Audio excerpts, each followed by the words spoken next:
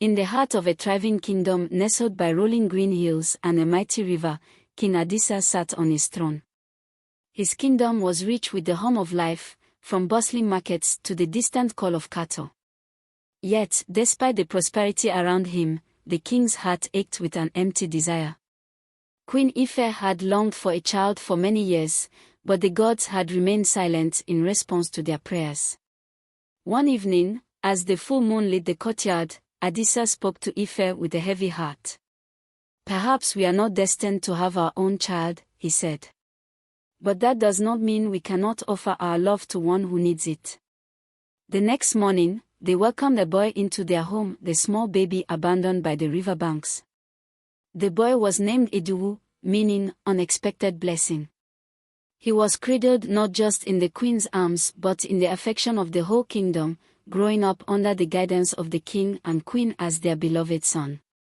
Years passed, and Eduwu thrived in the palace, loved by his parents and the people. On his 5th birthday, the palace was filled with joy, but something even more miraculous happened that day. Queen Ife felt the first stirrings of life within her.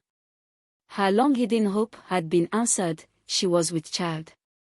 9 months later, she gave birth to a son, naming him Adebola, meaning a crown brings wealth. The arrival of Adebola filled the palace with jubilation, and Eduwu embraced his new brother with the pure love of an elder sibling.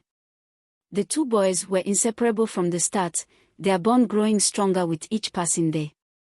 Though the queen now had her own child, she continued to treat Eduwu with the same kindness and love as before, cherishing both boys equally, or so it seemed. As Eduwu and Adebola grew, their adventures took them to every corner of the kingdom. They explored the vibrant markets of Lagos, with traders selling everything from woven fabrics to rich spices. They roamed the lush forest, where the trees whispered ancient stories and birds of every color soared above. The brothers were admired by all, seen as a symbol of unity in a land where difference often divided people. Though Adebola was the younger of the two, he looked up to Eduwu as his protector, and Eduwu, in turn, saw in Adebola the joy of life itself. Together, they dreamed of what the future held for their kingdom, never imagining that this same future would one day threaten to tear them apart. One evening, King Adisa sat alone with Queen Ife, watching the sunset over the river. His once black hair had turned grey, and his strong hands were now creased with age. "My dear," he began, his voice low and contemplative, "the day will come when I must leave this world, and our sons must continue the work we have started." The queen remained silent, sensing the weight of his words. "Eduwu, though not born of us, has been my pride since the day we took him in. He has the heart of a leader and the wisdom of someone far beyond his years.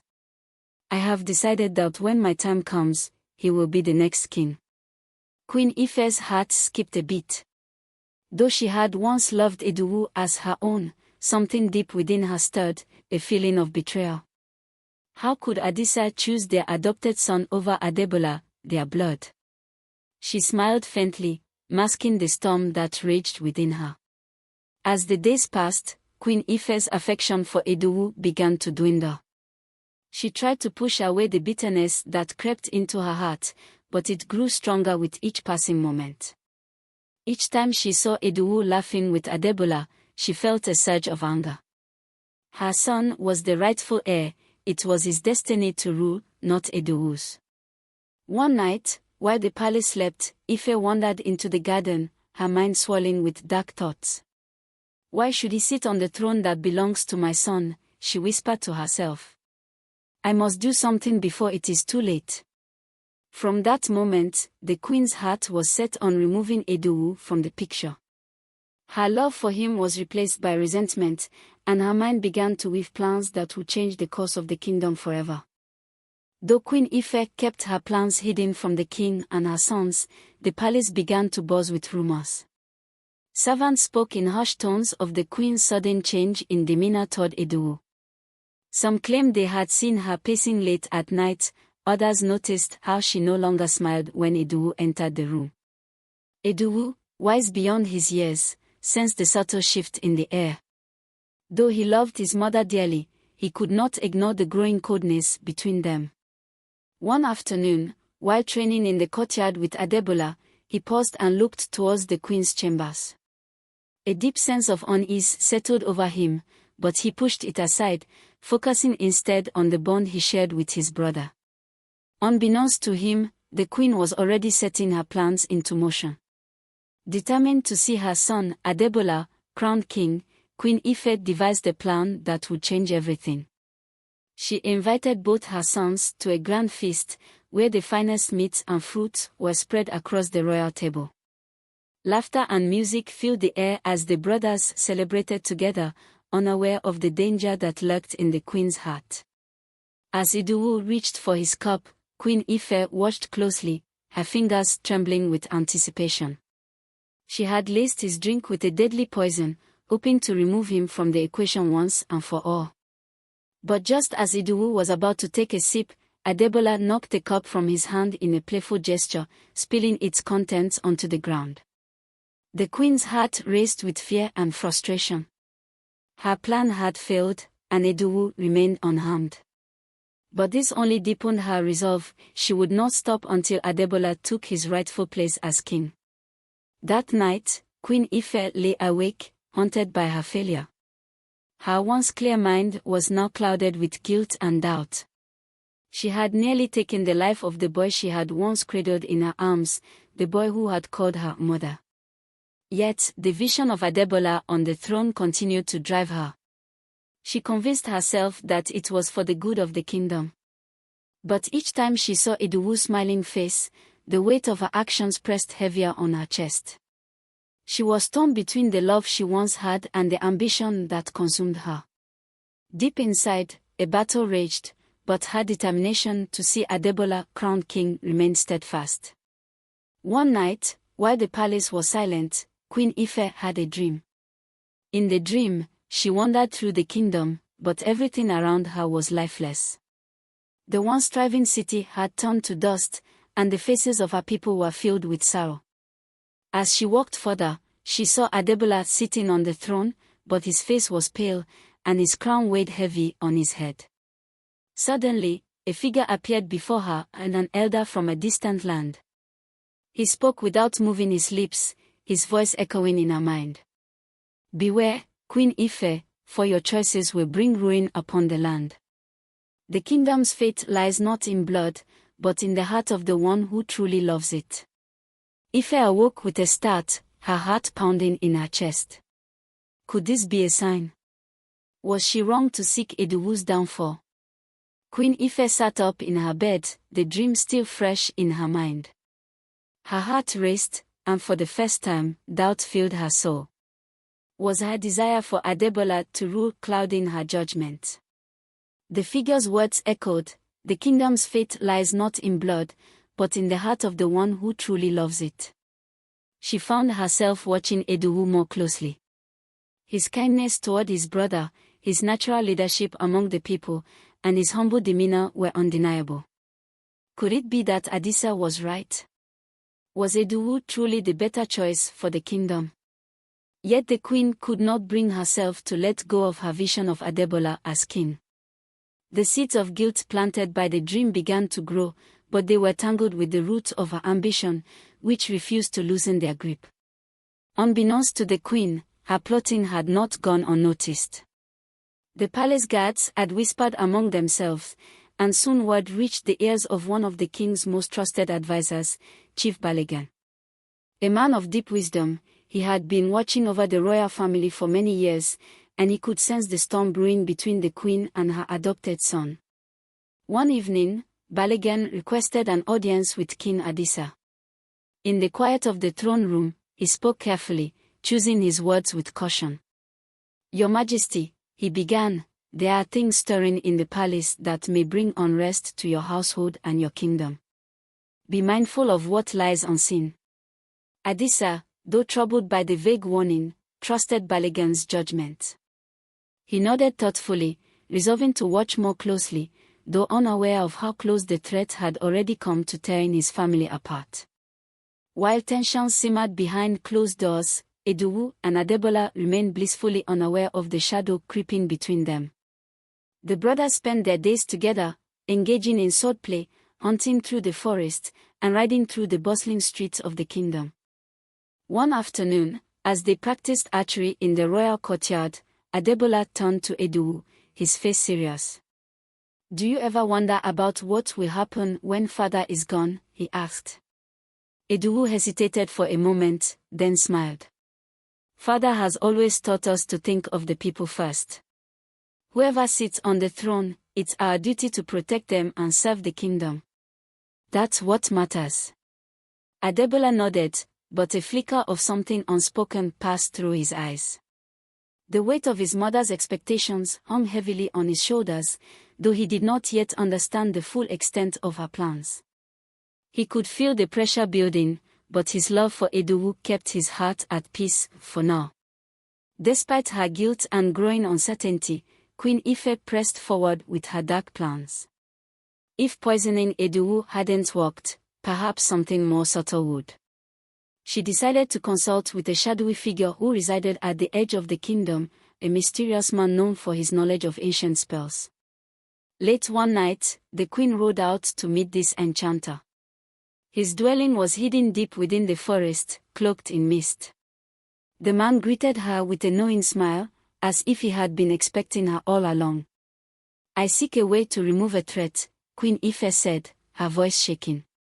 The enchanter's eyes gleamed. "You speak of the one who is not of your blood." "Yes," she replied, her heart pounding. He handed her a vial filled with a strange, shimmering liquid. "This will make him forget who he is. Without his memories, he will be no threat to you or your son." Ife hesitated, but then took the vial.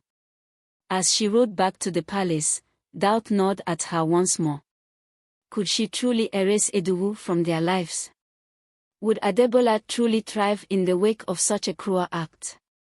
Back at the palace, the queen waited for the perfect moment to strike. One evening, as Edowu sat by the fire reading, she approached him with the vial in her hand. Her fingers trembled, but she concealed her fear behind a mask of calmness.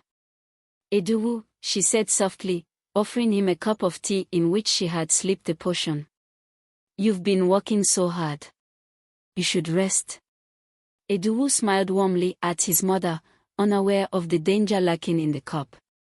Just as he raised the tea to his lips, Adebola entered the room, his face flushed with excitement. "Brother, come quick, there's something you must see in the garden," he called. Startled, Edowu set the cup down and rushed out with Adebola, leaving the queen standing there, the poisoned tea untouched. She watched them go, her heart sinking with each step they took together.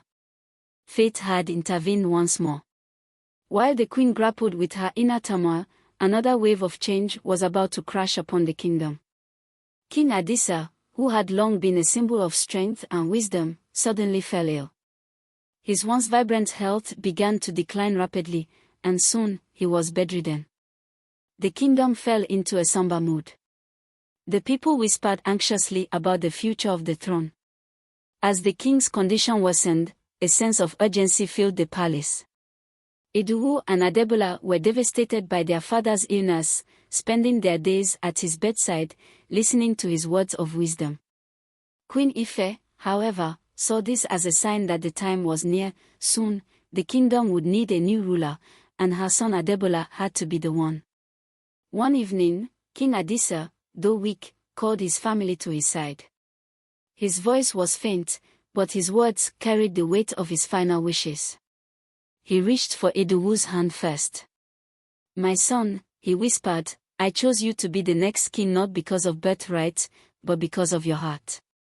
You have always put the kingdom first, and I believe you will be the leader our people need." Edowu's eyes filled with tears, but he nodded solemnly. The king then turned to Adebola.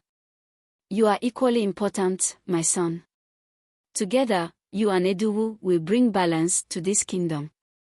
Support each other, for the throne is not a prize, but a burden shared." Adebola swallowed hard, feeling the weight of his father's words. He loved his brother, but he also felt the invisible chains of his mother's expectations tightening around him. After hearing the king's final wish, Queen Ife's despair deepened. Her heart was a battlefield. She had hoped that Adisa would change his mind, but now, it seemed that Eduwu's path to the throne was inevitable. Still, she could not bear to watch her son stand in the shadow of his adopted brother. The guilt that had been simmering inside her for so long began to boil over. She retreated to her chambers, where she wept for hours. In her heart, she knew she had been wrong to plot against Eduwu, but the fear of losing everything she had dreamed for Adebola kept her from turning back. As the days passed, Adebola could sense the growing tension within his mother. Though she had never spoken of her plans to him, he had seen the way she looked at Eduwu with coldness.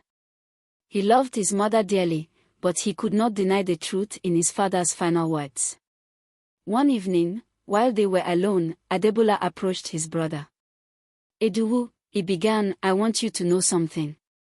I will always stand by you. If the people need you to be king, then so be it. I will serve you, just as father asked." Eduwu looked at his younger brother, surprised by his words. "Adebola, you're my brother. We will rule together, just as father wished." A bond forged through years of love and loyalty solidified in that moment, even as the queen's plans continued to unravel behind the scenes. News of King Adisa's illness spread quickly, and the kingdom was filled with concern. The elders and chiefs of the land gathered to discuss the future of the throne. While many respected Adebola for his royal blood, they admired Eduwu for his wisdom and leadership. After much deliberation, they approached the royal family with their decision. "We have spoken with the people, and we believe that Eduwu should be our next king," the eldest chief announced. "He has shown the qualities of a true leader." Queen Ife clenched her fists in silent rage, but she remained outwardly calm. Adebola, on the other hand, nodded in agreement, accepting the choice with grace. Eduwu, though humbled by the decision, was also torn. He did not wish to take what rightfully belonged to his brother, but he could not ignore the will of the people. With the decision made, Queen Ife's bitterness reached its peak. She could no longer stand the thought of Eduwu sitting on the throne while her son remained in the background.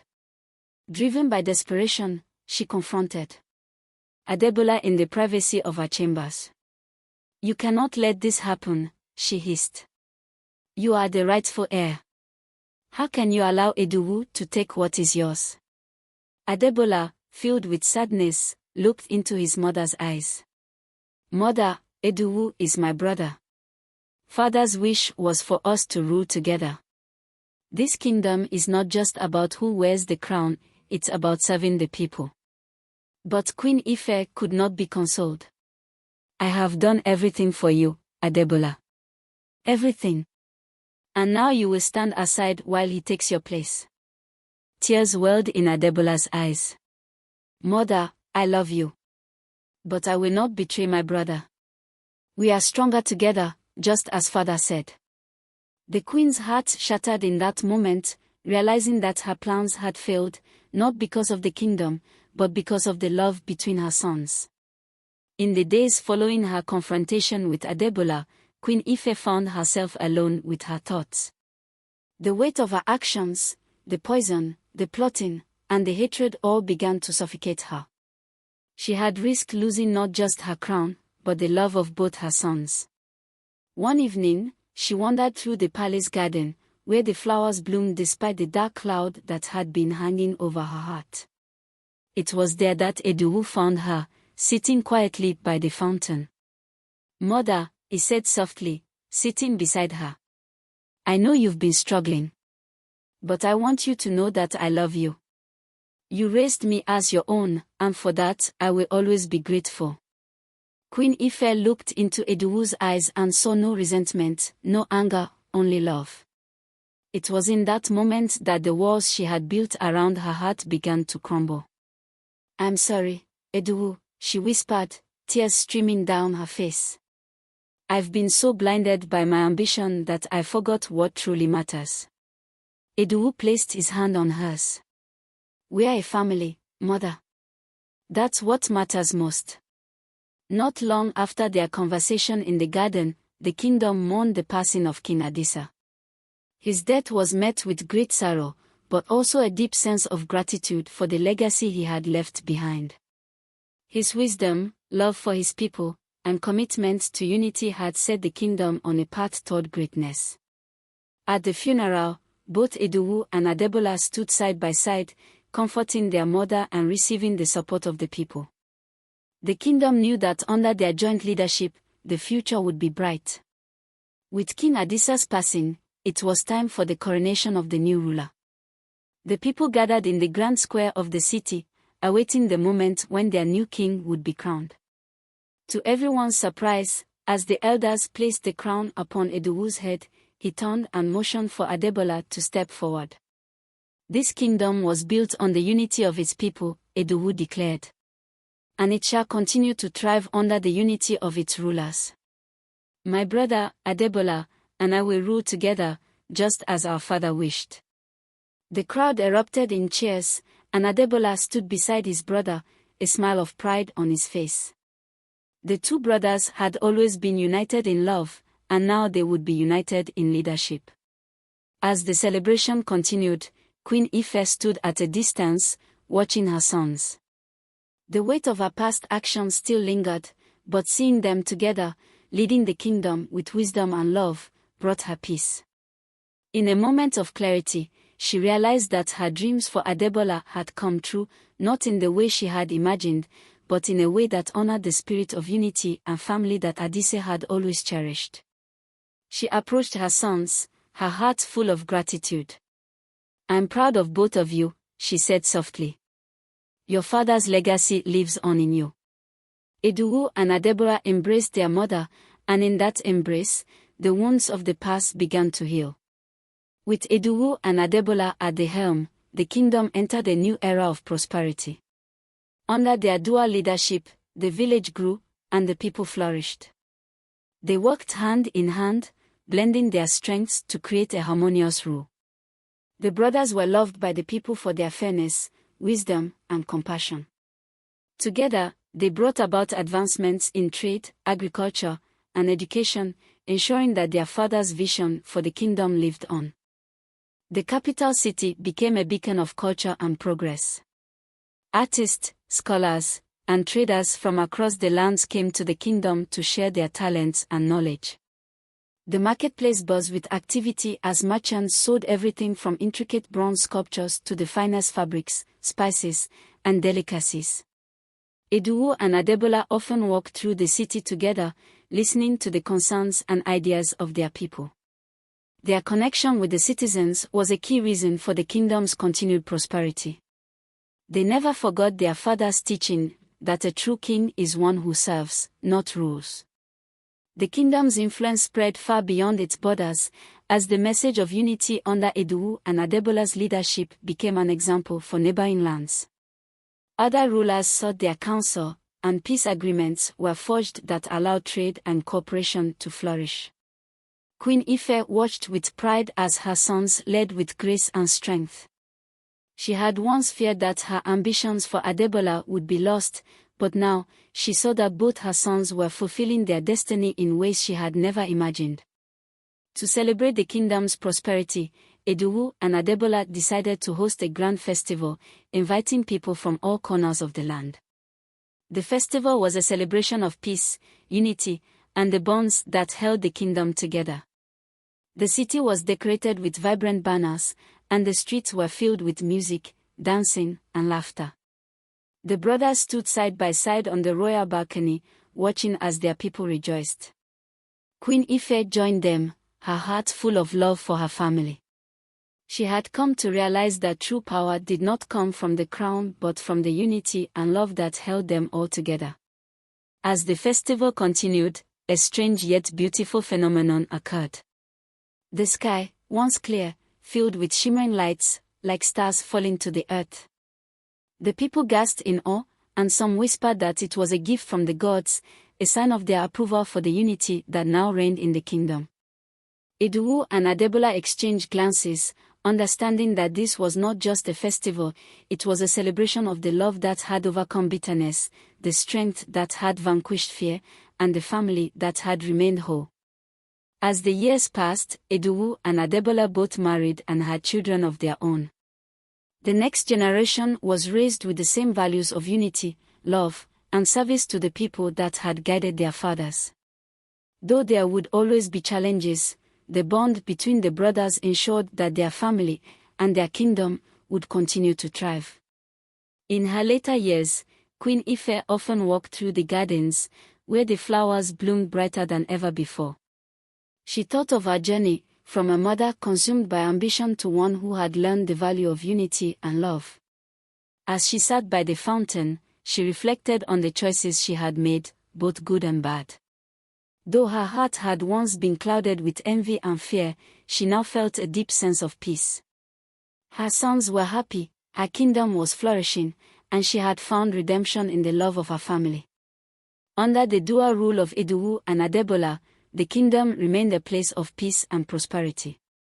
The people lived without fear of war or conflict, and their rulers were beloved by all. The lessons of unity and shared leadership had created a foundation that would last for generations.